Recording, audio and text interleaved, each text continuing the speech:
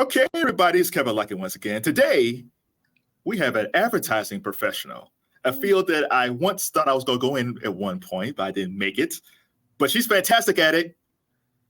Bonnie Wan, how you doing today, Bonnie? Oh my gosh, Kevin.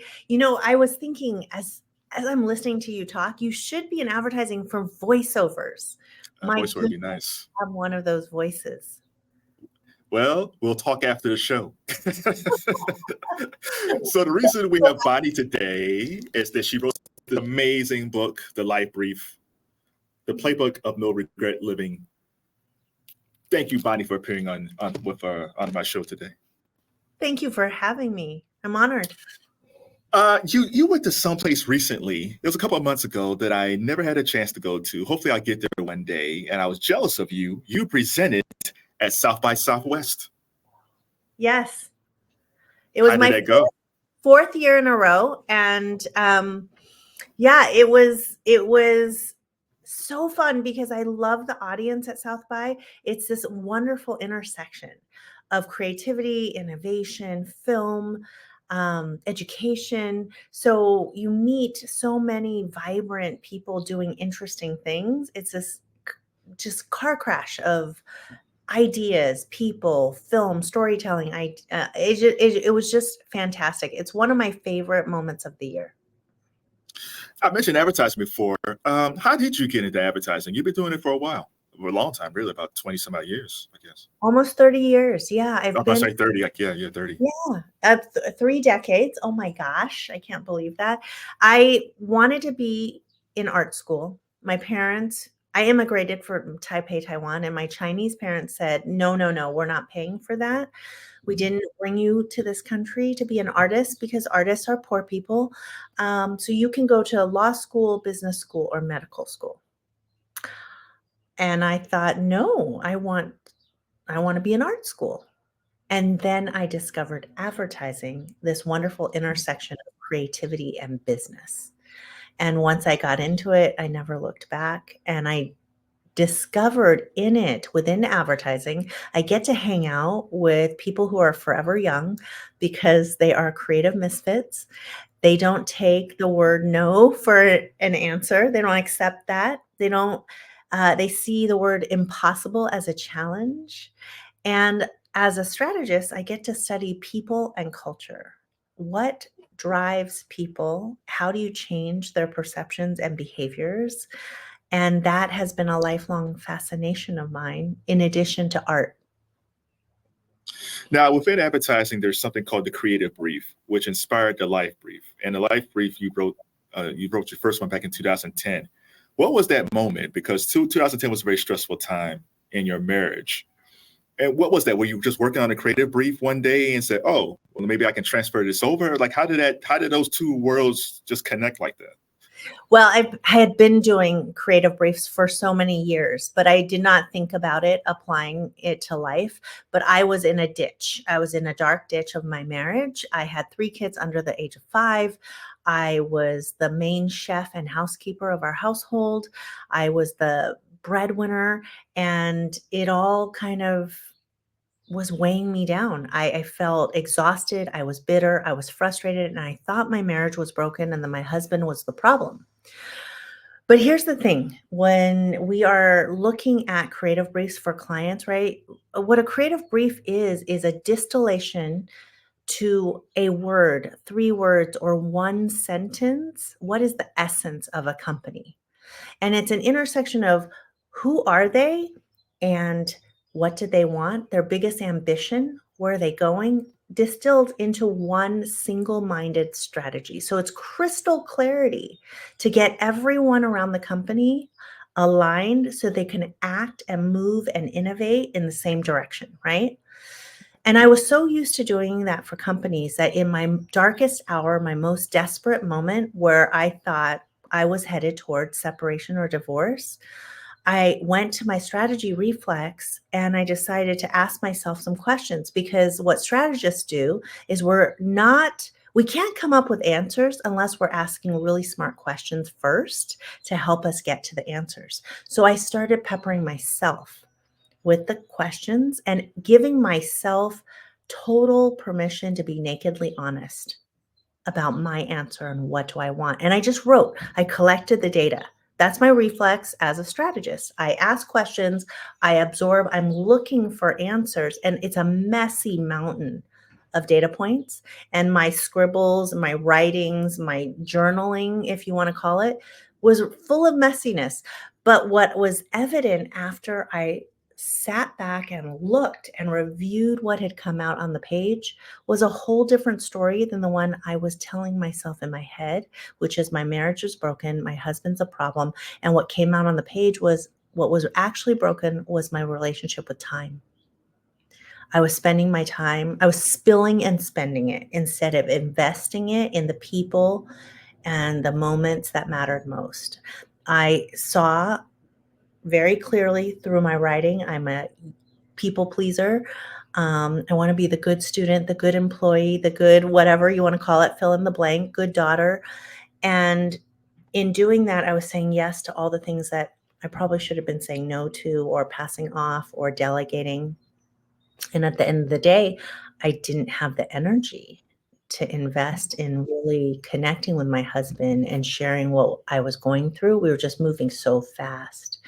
And as soon as I realized that, I was able to shift my attention to, okay, how do I solve this problem about time? How would I spend my time differently? And I wrote my first life brief, which is called Take Our Time, which meant take back my time, use it in intentional ways, and slow the heck down. Stop running around chaotically, slow down and connect with the people who matter. And as soon as I got clear about that and shared it with my husband, he was YES, all caps, triple exclamation marks. And it was our first moment of alignment that then drove us into showing up differently. And 4 months later, we had moved our family from the Bay Area to Portland, Oregon. I went to a 4-day work week. He became the lead parent and spent all his time really centering in our kids. We ended up having our 4th kid. And so in a very short amount of time, we went from the darkest hour to our golden chapter of our family. So you're actually busier now than you were back in 2010, especially with the book. And you still, yeah. How do you manage time now? So now that you're aware, how do you manage time now with your even busier schedule? Good question. You know, we hit that golden chapter and life changes, life evolves, right? So your life briefs evolve. They're not static, stuck, cemented in. But what was interesting is this January after the book launched and suddenly my time exploded again. My husband and I reconnected and we said, okay, we're back to our original life brief. Take our time. So we are restructuring our time again. I'm restructuring my leadership role at the agency so that I can lean more into the life brief, and we are moving our family again. So when you and your husband are doing like a life brief, do you do it together or do you do it separately and then you come together? Yeah, so we've been doing this for almost 15 years now. In the early days, we would go off separately because I think it's really important that you're not being influenced by somebody else. It's so easy in our culture, every culture, right, to collect other people's voices along the way. You have them in your head.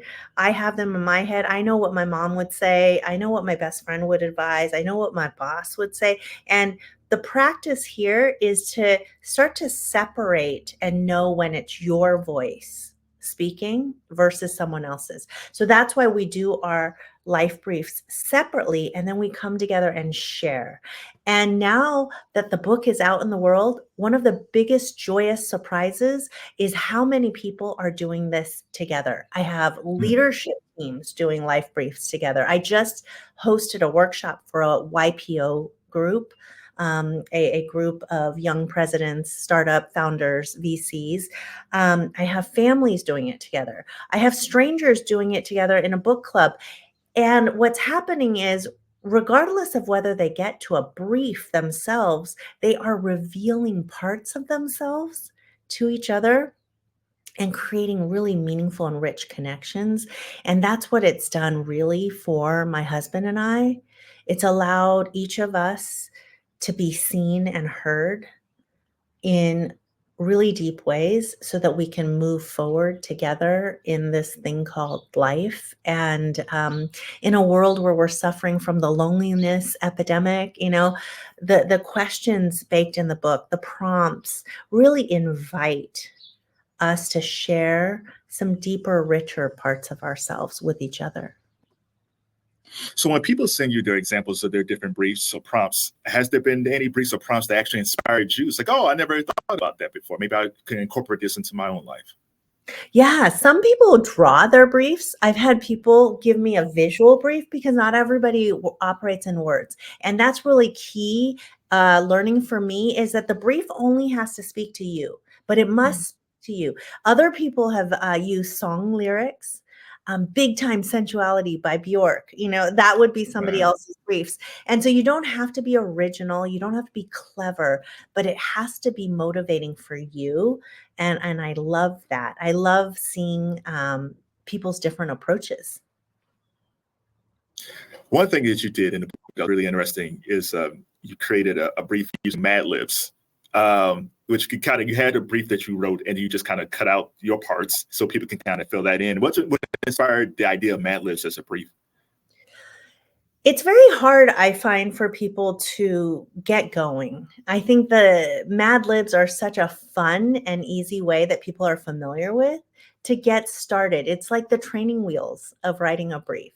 You first play with the key adjectives because that's where the juicy, vibrant, provocative words lie. And so it's a bit of wordplay that gets your training wheels stimulated. And once you have a Mad Lib, now that can invite you to write new statements coming off of that springboard. Here's the thing is I am terrified by a blank page. There's lots of different kinds of creativity, but I am not a blank canvas girl. Give me a coloring book and I'll go wild. I'll color outside of the lines. I'll bring all kinds of things. And the Mad Libs helps it be more like a coloring book than the blank canvas for people. You mentioned about being a good daughter before. So when you're initially writing this, we talk about marriage and things like that, but also in the book, you talk about your relationship with your father. Was that difficult to talk about your parents in that way, or was it pretty cleansing to kind of get that out into the open? It was both. It was difficult and cleansing. The hardest part about writing some of those stories where I go really vulnerable and raw was holding the balance of honoring my truth of my experience, because we all have different ways of experiencing the same situation. So the tightrope was, how do I honor my truth of this experience while also holding and respecting and compassionately empathizing with the other person involved in the story. And a lot of those darker stories are about my relationship with my father. He has passed since, but the exercise was still important because my brother and my mom are alive. And I just wanted to really hold that in integrity. And there are a couple of parts where I wince because I think we live in a culture that there's a lot of judgment flying around. There's a lot of cancel culture stuff. But as long as my test for myself was, can I stand in front of people I know and people I don't know, and feel, yes, this is absolutely what I experience, the truth of what I experience. And so much of my job as a strategy is to get to the essence of the truth. There are many truths, but I need to hold the truth that I understand from either the data points I get or what I have lived. It's funny because you seem very relaxed. I hear the birds chirping in the background. You're very serene. but you're a high-powered advertising exec. So how do you balance the two? Because if someone doesn't know, he's like, wow, she's really relaxed. I could take yoga from her. but you're very, you're business oriented. How do you balance the two sides of you? Everyone is a human, and people get more done. They go farther, faster when you're in a state of calm. I've been through a lot of things. I've experienced a lot of personalities, a lot of takes and ways of showing up in a room. And I find that when we are centered and when we are intentional and when we are calm, we do our best work, even our best debates. So I know that my job is to create safe and brave spaces for leaders to make bold and brave decisions.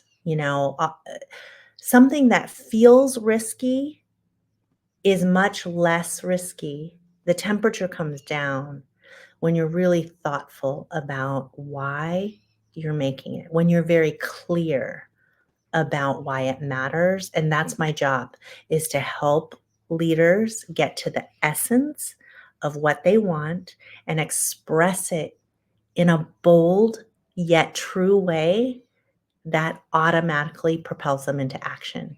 And it's much easier to do that from a place of listening and a place of curiosity than a place of heated selling. You mentioned clarity quite a bit in the book. How important is clarity in just our number of his business or life? How important is just having clarity to be successful? Clarity is the key to everything.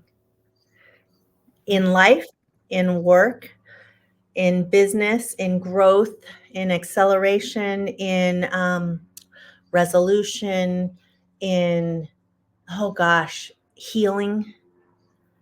When you come to a place of clarity, I mean, clarity for yourself, right? Clarity about what you want, clarity about what matters to you, clarity about what you believe, then you will live what I call a clean life, an honest life, a true life.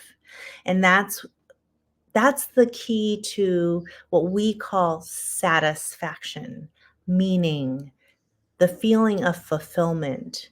It is all unlocked because you are aligned with your deepest beliefs, your richest values, and your behaviors and your choices.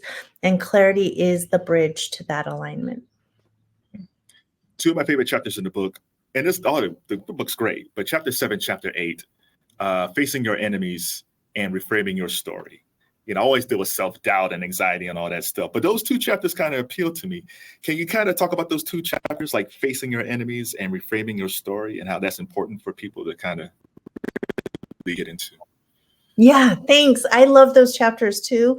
And just for everyone listening who hasn't read the book, enemies are the stories that hold us back. Whatever beliefs or stories, and we all have them, right? Everything in our heads is a story about how people behave, how business works. I remember a woman in one of my first retreats, the first day of the retreat, because the driving question that opens the book is, what do you want?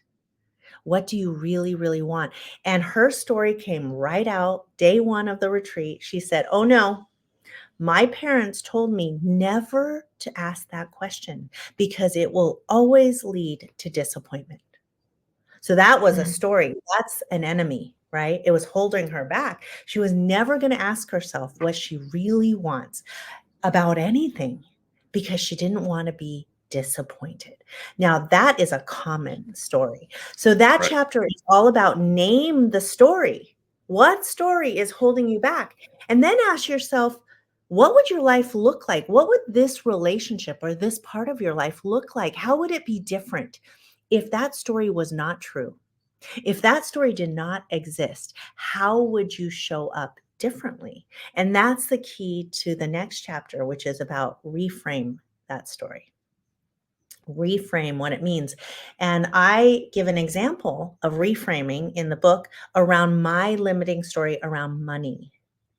I had growing up, as an immigrant, my father fell into a deep depression. It spurred his alcoholism. It's throughout the book. I grew up with always on eggshells because I didn't know which dad was going to walk in the room after work, come back in the house. And my brother and I were always tense, as well as my mom.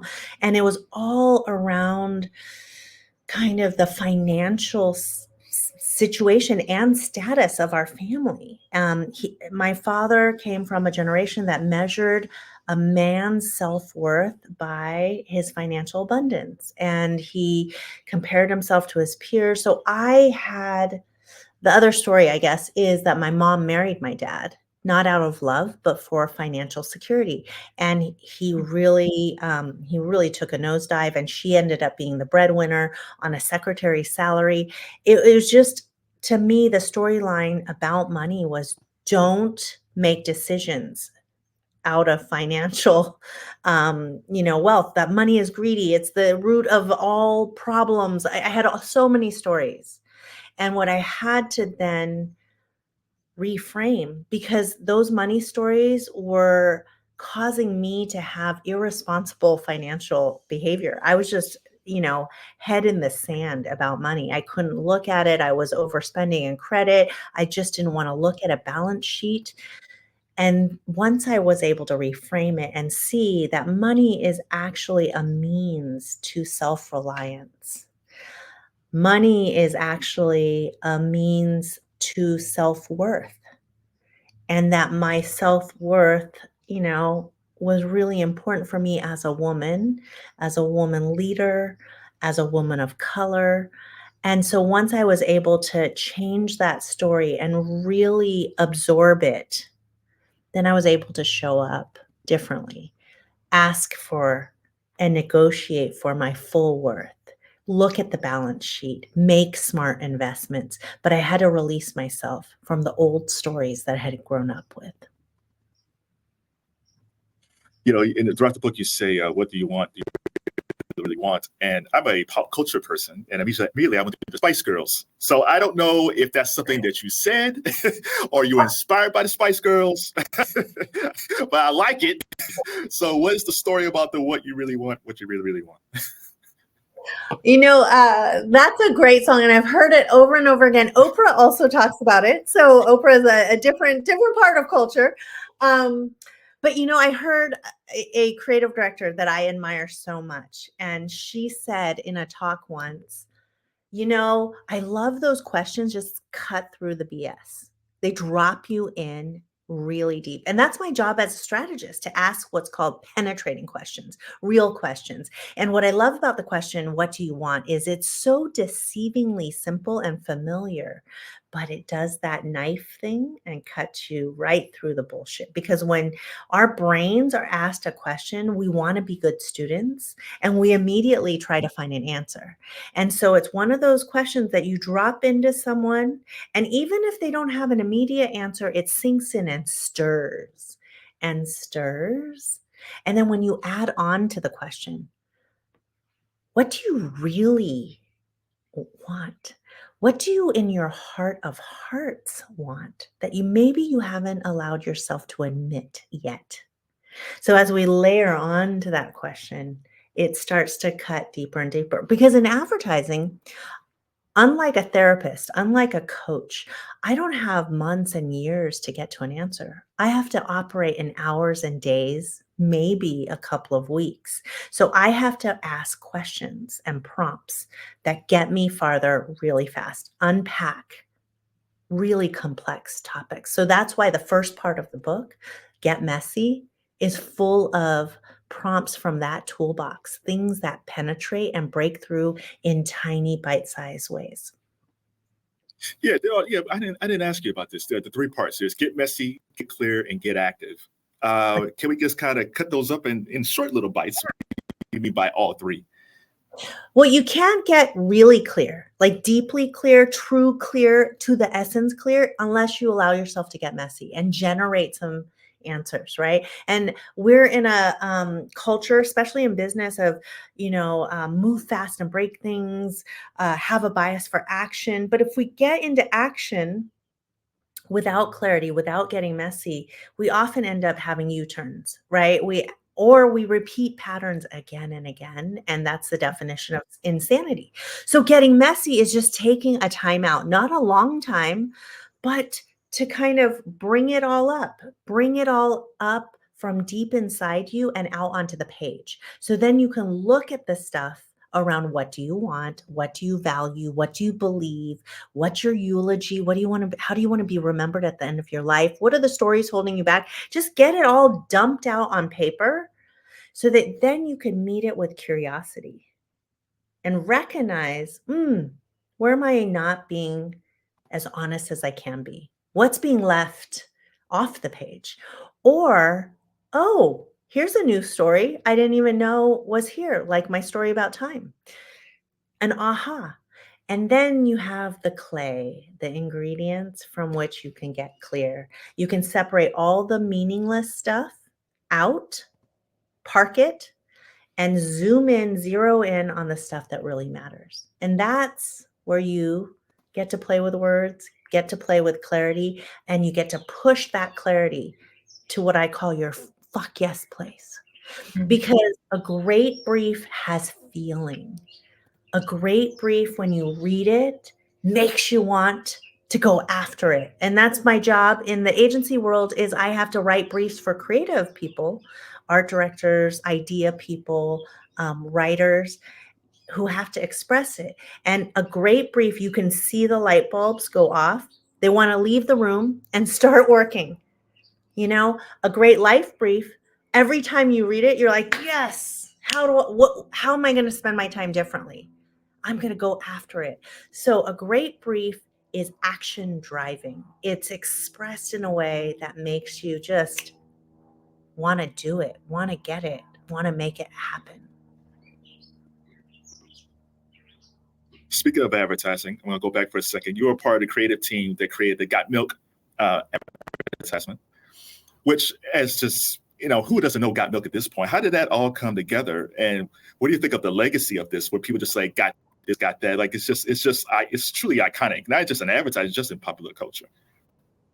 We throw around the words iconic a lot, but this is actually a definition of iconic with Just Do It. I think those are time and again the two most famous lines in advertising. And I won't take credit for how we got there, but I was definitely a part of some of the long-standing chapters of this campaign. But the origin story is very much like this. The strategists who helped get us to that infamous line and the storytelling, they asked a different set of questions, because up until then, we were selling milk as a healthy thing, right? Milk does a body good. Milk is good for your bones, but people don't care about their health. We know this in human behavior. What do we put in our bodies? What are ways we spend our time that go against our health, even though we know better, right? But the strategists for the Got Milk campaign, they asked a different set of questions in a different way. They asked people to live without milk, to go a whole week without milk, and then come into the research and talk about their experiences. And here's what we got: really frustrated and angry people, because they couldn't eat their cereal anymore. You're going to pour your Diet Coke on your Cheerios? Nope, I don't think so. When they had a big bite of cupcake or chocolate chip cookies, orange juice with that? No. They were mad that they couldn't have milk, and all that emotion came into the room. And it's famously called the deprivation exercise. We deprived people about the milk, and that got the strategist to an insight that people don't actually care about milk until they've run out of it. And that led to the question, got milk?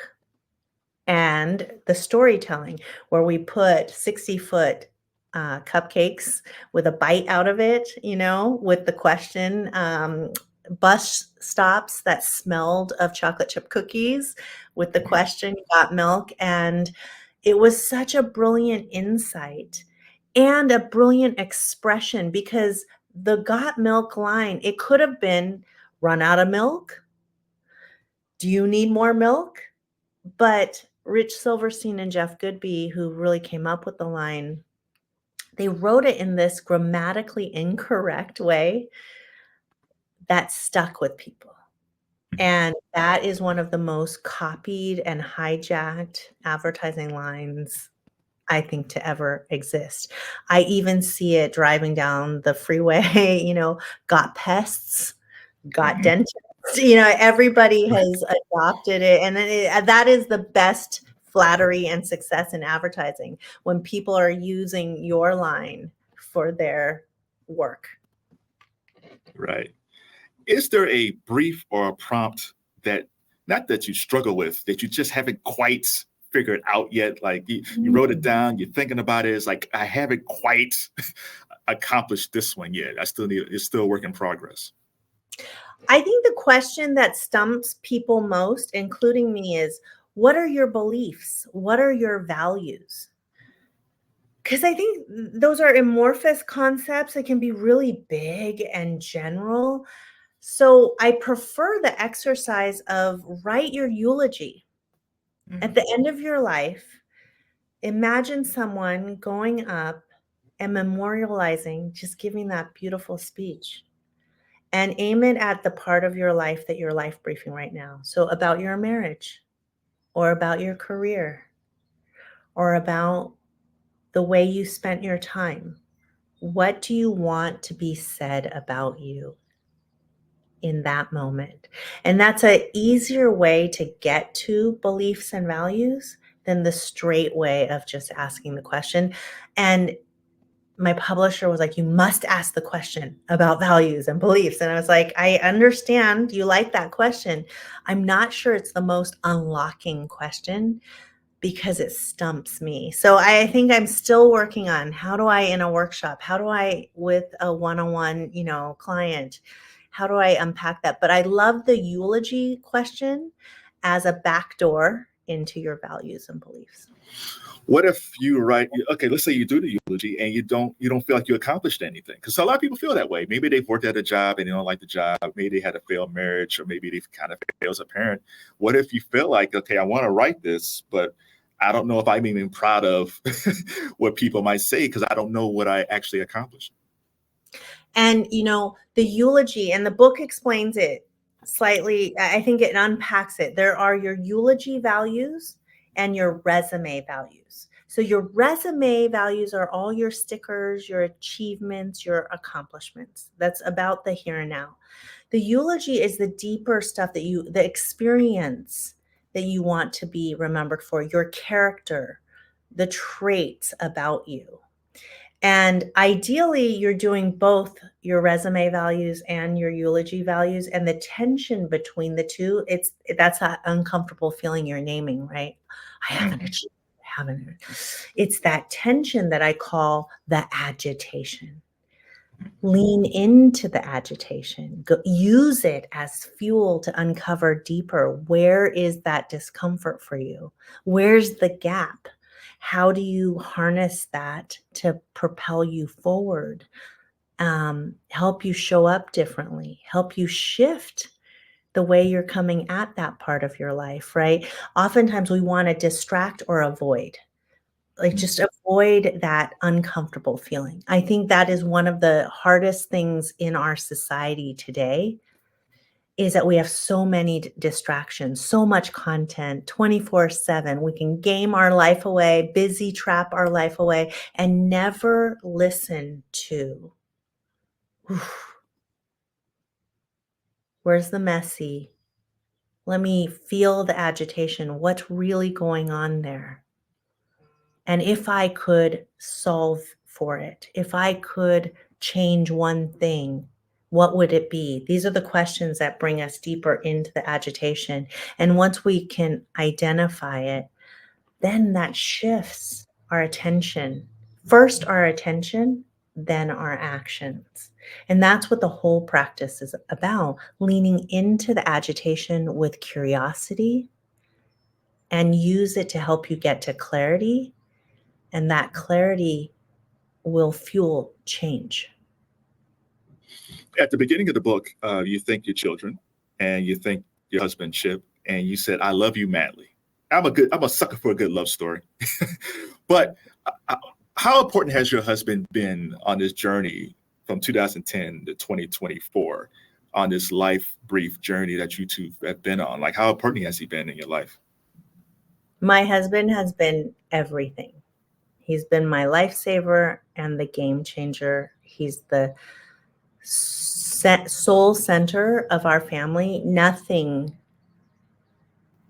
we have collectively and individually could exist without my husband.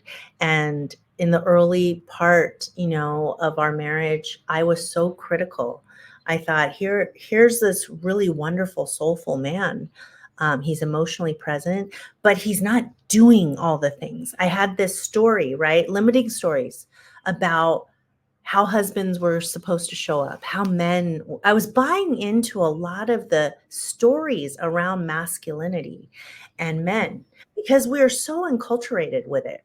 We inherit these stories, and that's how we show up in our lives. And I had the story that he wasn't doing enough. And what I've learned since we've been on this journey, and especially the journey with life briefing, is that, my God, he is so intentional.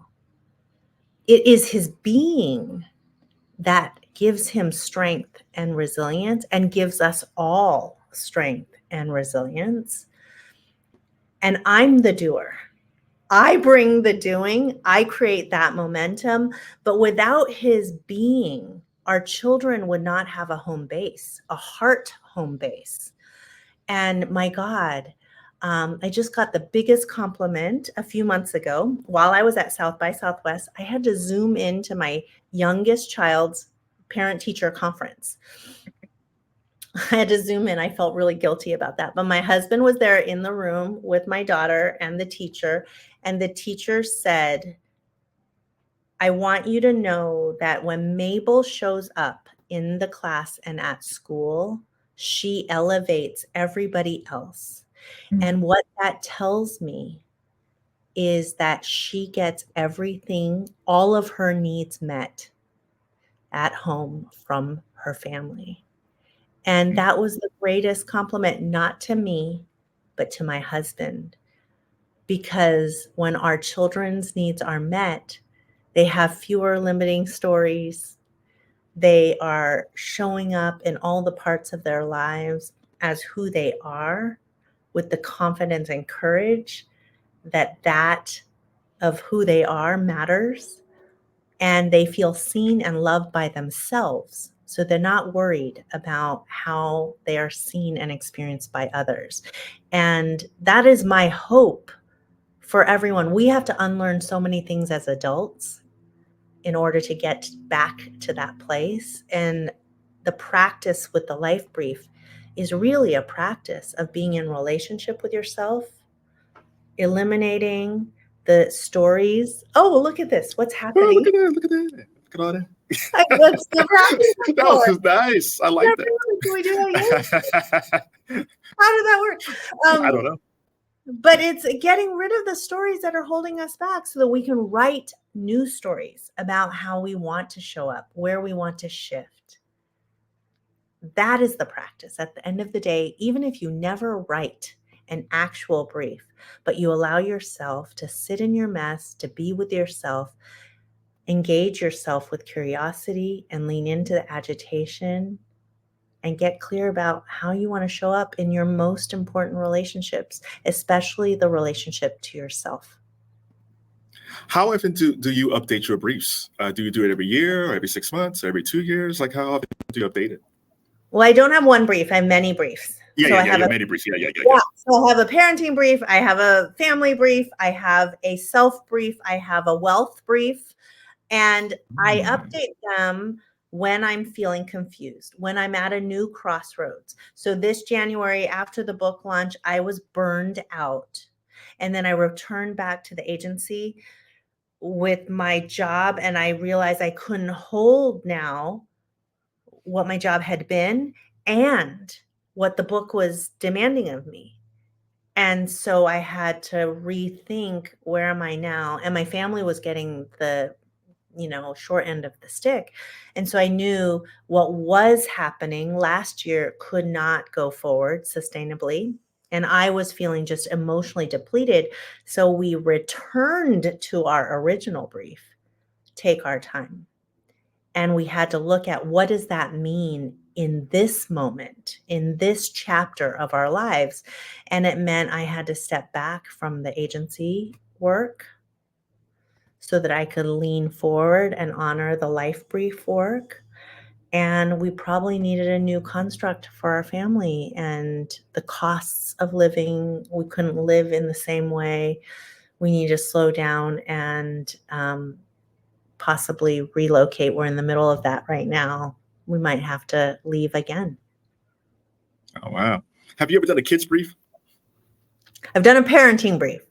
Now I can't brief somebody else. So a lot of people ask me, how do I brief my boss? How do I brief my child? And the thing is, we don't brief other people. No. We brief ourselves. Yeah. When we brief ourselves and we show up differently, that becomes the invitation for other people to respond to us differently. And that's how change works. So I've never been to Portland or San Francisco. I should put that on my bucket list. I know I should come out there. What are two really cool things about Portland and San Francisco?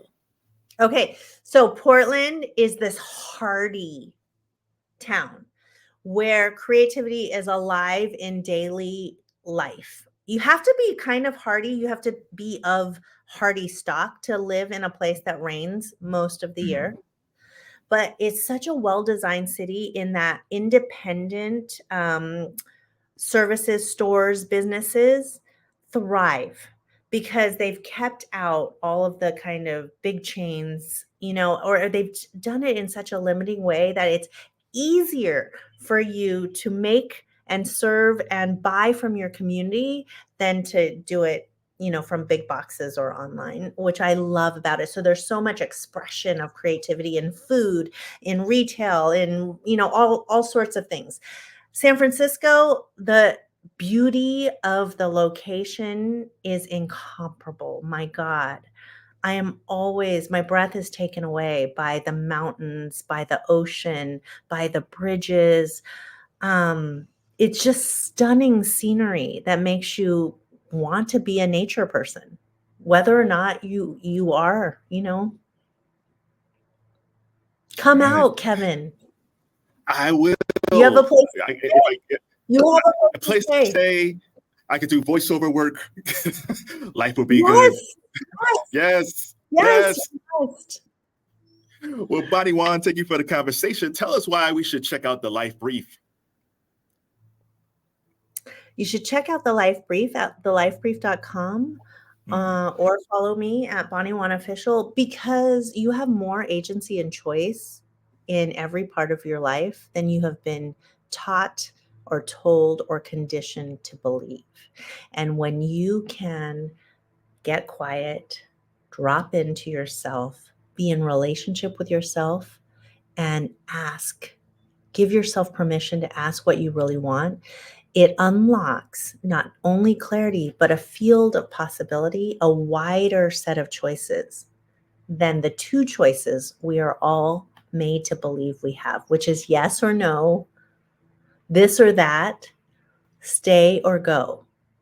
We always operate in that binary way. You have way more choice. That's what creative living is all about. But it starts with allowing yourself to ask the deep questions, the penetrating questions. I'll make this my final question. So, Bonnie Wan, what do you really want right now? I want to live a life of service. I've done all the commercial stuff. I've done all the big resume values. I want to really lean into my own eulogy values and serve people in meaningful and lasting ways. That's a good way to end the conversation. Thanks a lot, Bonnie. Thank you, Kevin. It's been such a fun conversation. Thank you for having me. Thank you.